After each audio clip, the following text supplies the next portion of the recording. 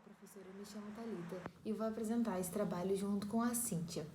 A primeira questão é sobre análise de gênero, raça e classe da sociedade mais afetada e o cenário da empregabilidade e do desemprego.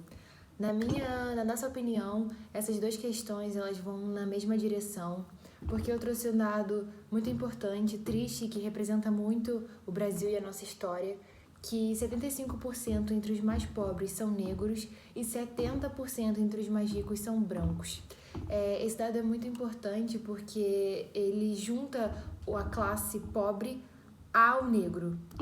E a população pobre hoje é a mais afetada pela crise do Covid-19, porque eles precisam estar nas ruas, não podem fazer quarentena, porque os trabalhos não permitem o home office. Na maioria das vezes o pobre não está numa posição estratégica dentro das empresas que o permitem, ficar em casa, trabalhando de casa.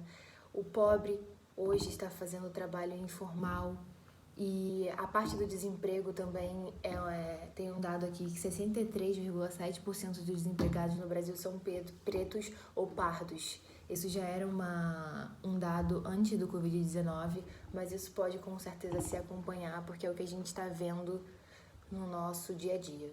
Um dado do mês de maio mostra que em 4 semanas as mortes de pretos e pardos por Covid-19 passaram de 32,8% para 54,8%. Então, eu acho que a gente pode finalizar essas duas questões dizendo que a classe pobre e a classe negra são hoje os mais afetados pela crise do Covid-19.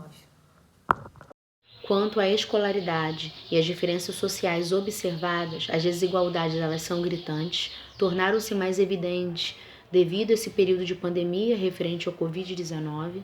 Nesse sentido, a população mais carente, que são as que têm um baixo nível de escolaridade, acesso a uma escolaridade adequada, elas foram as mais atingidas devido à falta de acesso aos protocolos de proteção básicos referente a essa pandemia. Quanto à economia e alimentação básica, acreditamos que o isolamento, as medidas de isolamento social adotadas, elas são importantes, mas consequentemente o Estado ele não conseguiu prover financeiramente, principalmente a essa camada da população mais carente, que acarretou num grande desemprego, numa grande dificuldade em alimentação e manter os serviços sociais básicos que o indivíduo ele precisa.